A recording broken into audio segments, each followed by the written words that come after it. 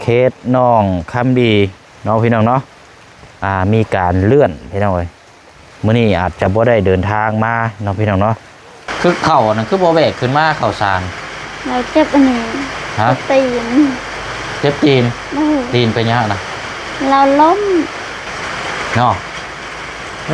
กินดีมันย่างมาเลยแบบไหนมันยังอันนี้ที่มันให้แอวนั่นแหละเมนบ่ทางคือบูดแท้นมมื้อนี้บ่โอ้ยบ่ครับเอากระกินเก็บท้องในลูกอันแม่เจ้าเองเด้อ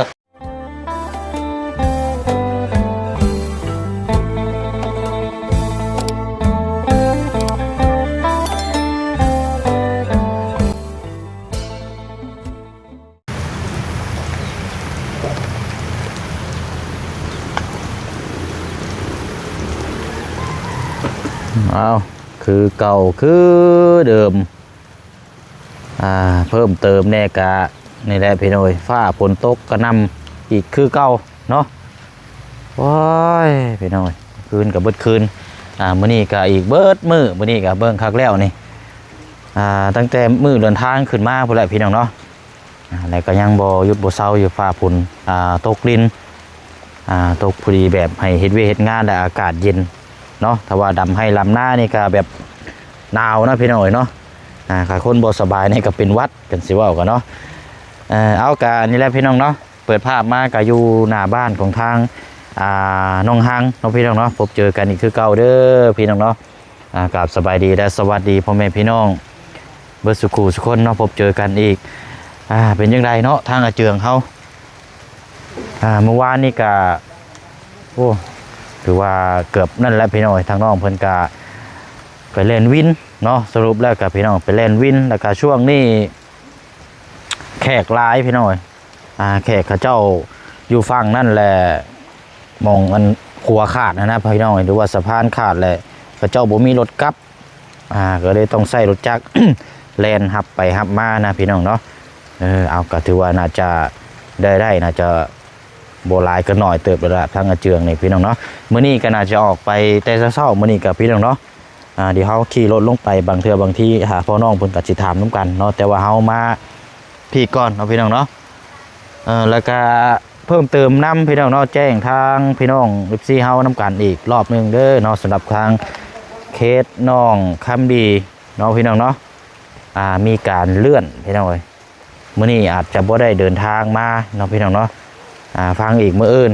เนาะเพราะว่ามื้อนี้ทางแพทย์เพิ่นว่าต้องเอาร่างกายทั้งน้องเพิ่นไปกวดสุขภาพ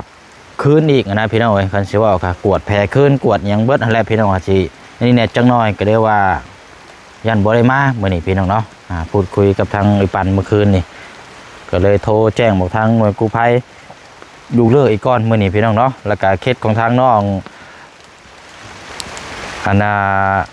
น้องสายพรก็เดินทางขึ้นมามื้อนี้พี่น้องให้เขาเจ้านั่งรถโดยสารนั่นแหละขึ้นมาเนาะก็ถือว่าน้องเพิ่นก็แข็งแรงแล้วก็ย่างได้แล้วก็ลุกขึ้นลุกลงก็ได้ปกติแล้วนะพี่น้องเนาะก็อะไรพี่น้องเนาะเพราะว่า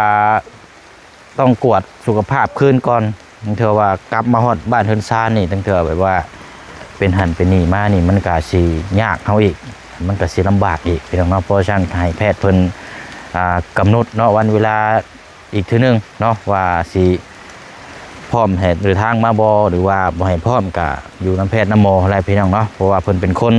ล่างบาดแผลและเพิ่นเป็นคนกวดสุขภาพทั้งน้องคำบีนะพี่น้องตอนที่แรกว่าวันจันทร์แต่ว่ามาเบิ่งอีกทีนึงกับร่างกายเรานั่นยังบ่สมบูรณ์ปานใดแต่ว่าเรานั้นบ่ได้เจ็บแล้วแผลนั้นรู้สึกว่าแข็งแรงเลยกินข้าวกินน้ำได้ปกติแต่ว่าทางแพทย์เพิ่นว่าอย่าให้กวดเบิ่งอีกก้อนนะพี่น้องเนาะเอาเขาก็ตามแพทย์อะไรพี่น้องเนาะหายดีหายเศร้าจังกลับเดินทางขึ้นมาตั้งคือขึ้นมาแล้วมันเป็นหันเป็นหนีมาเนี่ยมันสิยับลงไปอีกแหละกลับลงไปมันสิง่ายอีกได้พี่น้องเนาะเอาทางใดการมีอย่างเพิ่มเติมขึ้นไหวจังใดก็เดี๋ยวมาแจ้งพี่แจ้งน้องน้ำกันหามหูน้ำกันอีกเอาพี่น้องถือว่าเป็นอีกเคสหนึ่งที่ทางพ่อน้องเปียวนี่ก็ติดตามตั้งแต่แรกๆกับจนฮอดไปผ่าตัดกับจนฮอดชั่วโมงนี้แหละพี่น้องเฮาบ่ได้อยู่น้ำตัวจริงแต่ว่าเฮาก็สามารถอัปเดตและก็แจ้งพี่แจ้งน้องในการเคลื่อนไหวน้ำกันเอาพี่น้องเนาะ หนึ่งมามันก็เป็นเคสของเฮาแน่พี่น้องถ้าเฮาสิปะละเลยบ่เบิ่งบ่แยงตามมาก็คือผู้ใหญ่เนาะที่เพิ่นทดซอยบ่ว่าสิซอยทั้งน้องคำดีหรือว่าสิซอยเฮาใหญ่ก็ต่างคนต่างซอยแต่ว่าคนที่จะดูแลนี่บ่ค่อยพัวพันนี่มันก็จะเป็นแบบว่าผู้ที่เพิ่นซอยเพิ่นนั่นนี่เพิ่นก็จะเป็นความรู้สึกแบบบ่ค่อยดีปานใดเลยนะพี่น้องเนาะเพราะฉะนั้นก็จะทำหน้าที่ให้ดีที่สุดเนาะพี่น้องเนาะอัปเดตจนฮอดเพื่อนฮอดชานจนทุกขั้นตอนและพี่น้องให้เบิ่งน้ำกันเนาะพี่น้องทุกเคสที่เฮาจะมีทางผู้ใหญ่มอบหมายให้เนาะพี่น้องเนาะเอาละพี่น้องเนาะก็ประมาณสำนี้ก่อนมื้อนี้พี่น้องเนาะไปเบิ่งทางนั้นก่อนถามทั้งน้องห้างก่อนเนาะเจิงคือออกเวียกออกงานแต่เช้าๆแท้พี่น้อยช่วงนี้ก็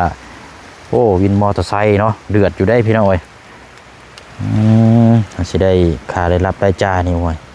ตกได้มือละล้านกีบนี่บ้าพี่น้อยเนาะหาเงินนี่เก่งได้นี่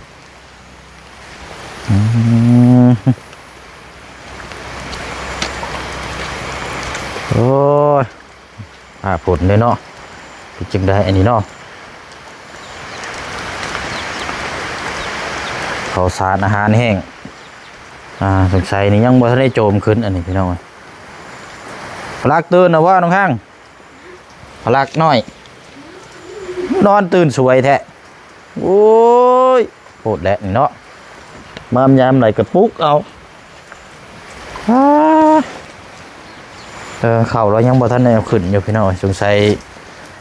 เวียกงานนี่แบบเร่งด่วนเนาะสำคัญเติบแต่ว่ามันเสียปรับมาสอบนึงก็ยุ่งเติบเลยพี่น้อง600,000พวกนี้ก็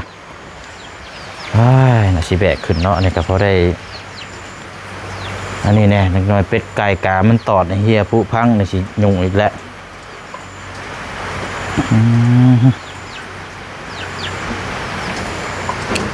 ตกลิ้นพี่น้องเฮ็ดกินยากขนาดอยู่ในห้องครัวน่ะคือควันกรุกคั่วอยู่แท้ไปเนาะเดี๋ยวขึ้นไปทำทั้งน้องห้างก่อนพี่น้องอยู่เทิงพอแหละคือเก่าคือเดิมเนาะเป็นจังใดเฮ็ดงาน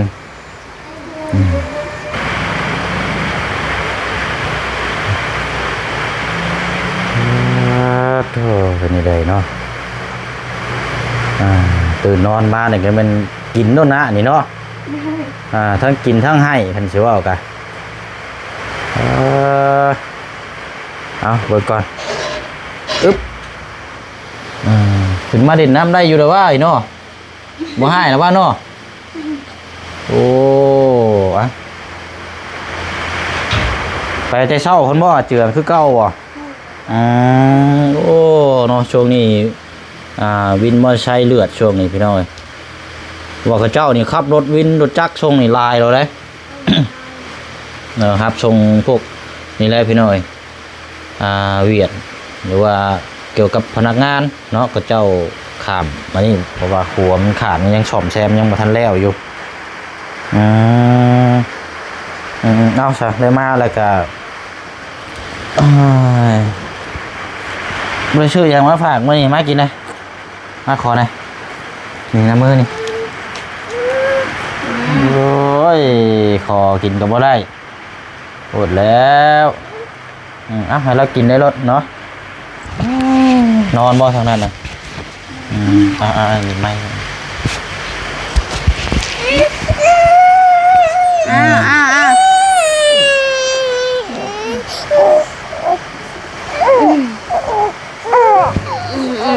เอาแล้ว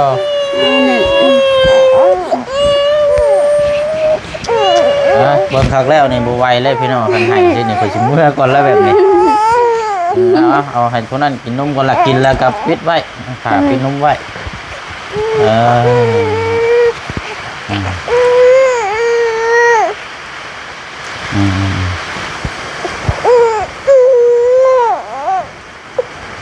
ทางนั้นก็เริ่มเห็นคนแน่มันว้ายพี่น้องเอ้ย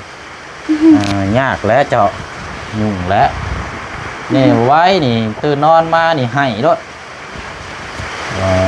แบบชินเคยนะพี่น้องถือว่าแบบตื่นนอนมานี่ให้แอวรถแบบเมื่อยรถอีกหน่อยสิ ใส่แต่เช้าเนาะ โดย สรุปแล้วนี่คือเราไปเล่นวินใช่บ่ โดยเราเมื่อวัน9 โมง 10 โมง อ๋อ10 โมงกลางคืนพู โดย พอแล้วสะนี่พี่น้องเนาะก็อยู่ลึกแท้ บ่ฮู้เราแหละ ฮะ บ่ฮู้เราเจ็บตีน ยังก็ เจ็บตีน เจ็บตีน โดย เอ้าเจ็บตีนเลยมันเกี่ยวกับหยังกับมาลึกเนาะ เราเดี๋ยวไปชงเบียร์ ไปชงอยู่ไสนะ ชงอยู่สิได้ ชงฮอดกลางคืนพู โดย ใครล็อกกันมาเฮ็ดเวยกเฮ็ดงานเนาะยันว่าทางอื่นนั่นแหละพี่น้องอันนั้นบุรีบ่งามนี่บ่แห้งแล้วก็เบิ่งนำแน่แหละเนาะเพราะว่าครับวินครับหยังก็บางเทื่อบางที่เฮาก็ผู้โดยสารนี่ฮู้หน้าแต่บ่ฮู้ใจจังน้อยห่วยบ่แห้งเลยพี่น้อยเนาะเฮาสิซอยเพิ่นเป็นหยังมามันยากเด้นำแหละคือเข่านั่นคือบ่แบกขึ้นมาเข่าสาร เราเจ็บอันนี้ ฮะ เจ็บตีน เจ็บตีน โดย ตีนเป็นยังนะ เราล้ม ขี่รถล้ม โดย เออ เลยบ่ได้ว่า เออเพิ่นแบกเขาก็แบกเขาสารขึ้นมาไว้น้ำคันว่านั่นจ้ะลุงเจ้ามาเลยก็ให้เราแบกขึ้นมาน้ำก็ได้เรามาเมื่อวานนี่บอก โดย ใช่เราลดน้ำก็มาใช่ในเฮือนในซานอยู่ขึ้นมาล่างรถล่างด่างอยู่เมื่อวานนี่ครับบอกให้เราก็แบกขึ้นมาว่างไว้นี่ก็ได้จะไปไว้ในตารางคัน โดย จนมันตกเฮียเสียหายมาแบบหรือว่าเป็ดไก่กาและมันตอดเนาะมันคือว่าก็เข้าไว้มามอบให้แล้วก็บ่อยากให้ไว้ข้างล่างหันเราขึ้นมาไว้เก็บไว้ดูแลดีๆนะแต่มาเห็นภาพเขาก็ยังมองยังแบบโคโลคือเก่าอยู่มันก็บ่คักปานใดเพราะฉะนั้นก็นึกถึงเห็นผู้ที่เพิ่นมาซอยน้ำแล้วก็เขาก็ดูแลให้น้ำนะแม่นอยู่แบบว่าครอบครัวทุกเจ้าน่ะแบบผู้ใหญ่เพิ่นซอยอุ้มสู้ตลอดแต่ว่าก็อยากให้มันดีขึ้นตลอดนะบ่แม่นว่าสิมีแต่ให้อ้ายบอกแนะนำตลอดเนี่ยก็บ่ไหวคือกันเด้เพราะฉะนั้นก็ขึ้นอยู่กับทุกเจ้านำถ้าเจิงแบกบ่ได้มันจะลุงเจ้ามาจังก็บอกนำนะง่ายๆซะสิให้อ้ายแบกขึ้นมาอีกบ่ล่ะ บ่แหละ ไอ้แบกขึ้นมานี่ก็แบกได้ แต่ว่ามันจะตำติดจำใจทุกเจ้าแล้วบัดนี้มันคล้ายๆว่ามันก็อันนั้นแล้วนะพี่น้อง บ่อยากให้อายแบกเลยอายก็ช่วยเฮาก็ นั่นแหละยังว่าอันใดคือเอาง่ายๆชามเฮาซอยแล้วนั่นแหละเฮาก็ต่อยอดเฮาเฮ็ดก็เฮ็ดต่อไปเอาบัดนี้นะ โดย อันนี้เขามาก็คือว่านั้นมีแต่มาเยี่ยมมายามทั้งพลักตัวทั้งพี่น้อง FC เพิ่นก็ยังลงหักแล้วก็มักแพงยังเบิ่งเราอยู่แต่ว่าถ้ามื้อใดมื้อนึงถ้าว่ามื้อใดมื้อนึงทางพี่น้องปะดุงแบบว่า เห็นในครอบครัวชุมเจ้าแล้วว่ามันเป็นแบบบ่ดีบ่งามพฤติกรรมแบบว่าแนวแบบที่ผู้ใหญ่เพิ่นบ่มักนั่นแหละอ้ายก็สิบ่กล้าเข้ามาคือกันได้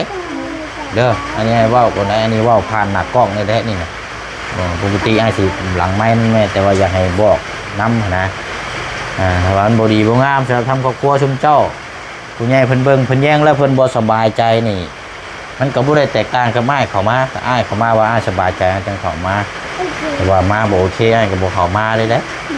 เพราะฉะนั้นก็สร้างคุณงามคงดีไว้อะไรที่ก็ว่าโอเคแล้วเขาก็เฮ็ดเนาะแต่เจืองกับปกติแล้วก็เข้าใจอยู่ว่าเฮ็ดเวียกเฮ็ดงานก็อ้ายบ่ได้คัดค้องอันนี้น่ะดีแล้วขอให้มีแนวเฮ็ดขอให้มีได้เงินได้คำได้หลายนั่นยังดีใจนำขอให้เป็นที่พึ่งพาในครอบครัวนี่ก็ถือว่าสุดยอดแล้วคนเฮานี่แต่ว่าขออย่างเดียวอย่าไปในทางที่ผิดนะเนาะกินดีมันย่างมาเลยแบบนี้มันยังอันนี้ที่มันให้แอวแต่เบิ่งเช่นโมก่อนโอ้เอาเป็นนี่เนาะคนเฮาเป็นดีมดุกมาที่นี่โอ้ไวไปหน่อยแอว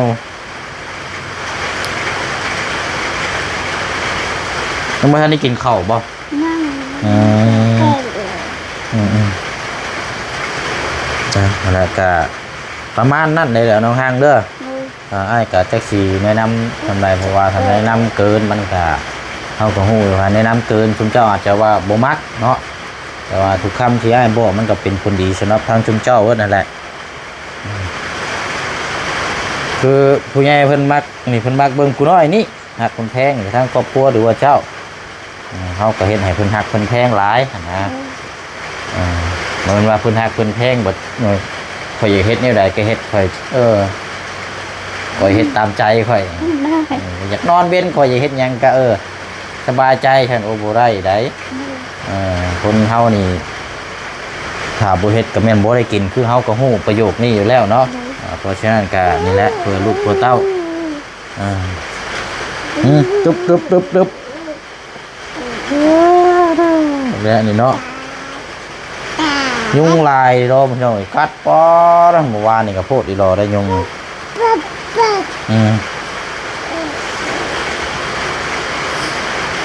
แลนวินเนาะบัดนี้อันเราแลนได้เท่าไหร่น่ะเราบอกเจ้าอยู่บ่ได้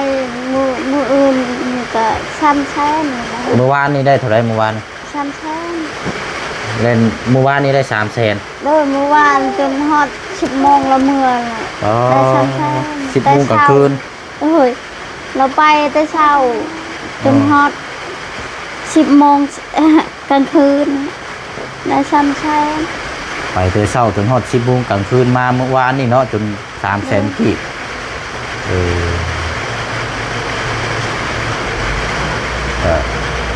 เอากะใครกลัวบ่มีอยู่ดอกเนาะ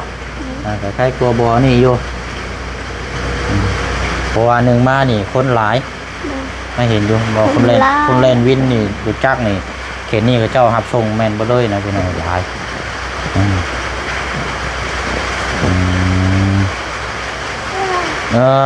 นอนบ่นอนดูบ่นอนบ่นอนนี่บ่นี่นอนตัวนี้บ่ไปนอนดูเนาะ ไปเอาดูไปนอนดูเด้อตึ๊บตึ๊บตึมอ้าวอันนี้นมเราบ่นี่นะเอาหัวมันก็เป็นเลยนี่จังมือแล้วนี่เทมือเศร้านี่บ่หวายหัวนมคือบ่ล่างให้ลูกเนี่ยแหละมันก็เป็นแบบนี้เขาล่างมันนั่นไงแม่นบ่มันคือบูดแท้นมมันนี่บ่โอ้ยบ่ครับเอากระตินเก็บท้องในลูกอันแม่เจ้าเองเด้อโอ้ยเมื่อยเด้เอ้ยเนาะเอานี่แหละใช่พี่น้องเลยยังไม่ได้กินข้าวกะมานี่แหละพี่น้องตั้งว่าทีแรกคันว่าทางกระเจียงอยู่กะสิถามพูดคุยกับน้องเพื่อนน้ำกันเด็กๆน้อยๆนะกับโบได้มีอย่างหรอกแต่พี่น้องสรุปแล้วก็การไปเนี่ยก็คือน้องเพื่อนตั้งใจอยากเห็นวิเหตุงานเช่นกับยุโป้เลยดีแล้วแต่ว่าถามว่าคือเมื่อวานนี่นั่นเอาง่ายใช่คือง่ายบอกว่าให้รอถ่าอันแบกเข่าจมเข่านั่นแต่ว่าฐานในสมุทรฐานน้องเพิ่นไปบ่ได้ไปเห็นวิเห็นงานเลยอ้ายนี่บ่โอเคน้ำเด้อแต่ว่าอันนี้ทางอาเจียงเราวัดเอาไปแดนวินมอเตอร์ไซค์นะพี่น้องเอ้ยก็ยินดีน้ำเนาะเพราะว่าสู่เวกสู่งานนะพี่น้อง FC ก็เข้าใจน้ำก็คือแบบเดียวกันคืออ้ายเข้าใจกับคณะแบบเดียวกันเนี่ยถ้าพี่น้อง FC ว่าโอเคก็โอเคน้ำกันเพราะว่าอันนี้บอกปั๊บเลยถามว่าโอ้ยจักเราไปไซเราไปเล่นเลยโอ้ยเรียบร้อยรถนั่นอันนี้โบโอเคเลยแต่ว่าหูที่มาที่ไปกับโบเป็นยังพี่น้องก็ดีแล้วมีเวียกมีงานอยู่ในช่วงนี้จังน้อยเขาเจ้าเฮ็ดหัวแล้วกับโบมีเวียกเนาะบ่มีแล้วเพราะว่าหางานกันยังยากอยู่นะยังเรายังเพครัวได้มือ300,000มื้อนี้ถ้ามื้อนี้ได้อีก300,000นี่ก็เป็น600,000เนาะเอาก็ดีแล้วใครกลัวบ่มีแนวเฮ็ดอยู่เรารับจ้างนี่หาเงินช่วงนี้นี่โอ้ยยากลำบากเลยพี่น้อยเว้าเลยก็บ่ได้กินข้าวเลยเราเมื่อ10 โมงกินข้าว เบิ่งก่อนคันว่าพังเบิ่งมื้อนี้คันว่าผ่านไปผ่านมาไปเช่นก็สิลงไปซ้อมืออยู่พี่น้องเอ้ยคันว่าเห็นทางน้องเพิ่นแล่นวินคันว่าว่างก็สิก็สิถามนํกันนะทางอาเจืองแต่ว่าเบิ่งคือฟ้าฝนตกอยู่ซิมันสิกินตายบ่พี่น้องเอ้ยเนาะเวลาแป๊บเดียว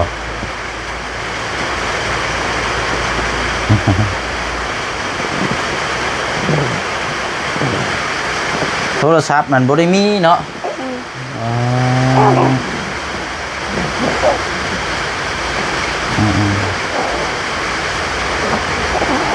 ว่าคือโทรศัพท์นั่นมีอยู่2เครื่องที่บ่เชียงเอามาให้นั่นมันพังแล้วพี่น้องมันเสียกับหนึ่งมากับโทรศัพท์แบบมันของจีนแน่เลยเนาะคันที่ว่าของก๊อปปี้ใช่แบบว่าเฮาดินอย่างเช่นน่ะมันอืดจอมันอืดมันรับไปเลยจังซี่ก็เลยแบบมันบ่ค่อยทนปานใดแน่นะพี่น้องนั่นแหละก็สิมีโทรศัพท์ก็สิโทรออกโทรเข้าหรือว่าโทรหามันก็สิง่ายอยู่นิดนึงอันเป็นเด้อสาโทรทัศน์ทีวีเบิ่งได้ปกติบ่สัญญาณได้เบิดคือเก่าอยู่เนาะอายุอันบ่นั่นไม่ยังเลยนึกว่าอันนั้นนะอันแรกก็เฮือนซ่านล้านซ่องก็ให้คันว่าลูกเต้านอนก็ให้มันสะอาดสะอาดและเจ้าดูแลเอาเด้อน้องเด้อเพื่อความสุขภาพร่างกายทั้งครอบครัวทั้งเจ้านะมันหกมันเหื่อบัดจังน้อยเป็นไข้ป่วยมาหรือว่าสิยากอีกเด้ใส่ทั้งเด็กน้อยบ่ได้ฮู้หยังได้นี่กินแล้วก็นอนบ่หันแล้วก็แอวแล้วก็ยอกบ่ได้มีหยังหรอก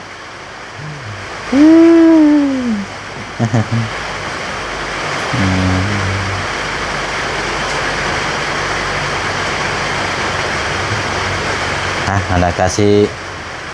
ประมาณนี้แหละเนาะกันว่าจังใดก็สิเข้ามาเยี่ยมยามทำข้าวไม่ดีแล้วเราก็เฮ็ดเฮ็ดงานขอชื่นชมนำเนาะพี่น้องเอ้ยเพิ่มเติมจังใดก็เดี๋ยวมาแจ้งน้ำกันอีกคลิปต่อไปพี่น้องเนาะฝากพี่น้องติดตามเบิ่งน้ำกันเนาะเพราะว่าเวียงงานนี่ก็อยู่ในช่วงกำลังฟ้าฝนจะตกก็ตอนที่แรกก็ว่าสินี่แหละพี่น้องว่าสิทาสีทั้ง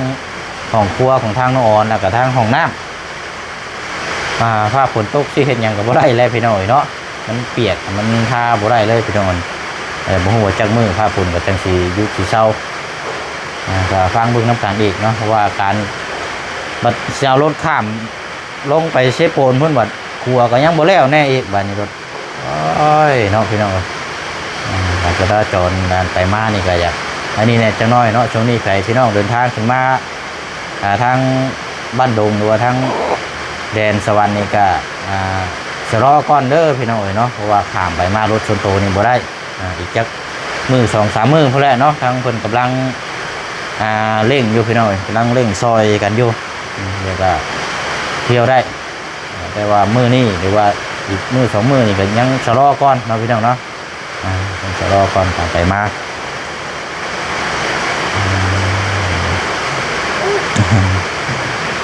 เสด็จนอนแล้วบัดนี้เนาะ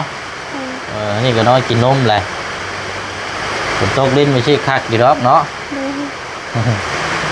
ป้าชาเนาะเดี๋ยวไปเวียกต่ออีกคนเด้อจังว่ากันเนาะแล้วอันเข่ากะหาแล้วปกไว้ก่อนเด้อ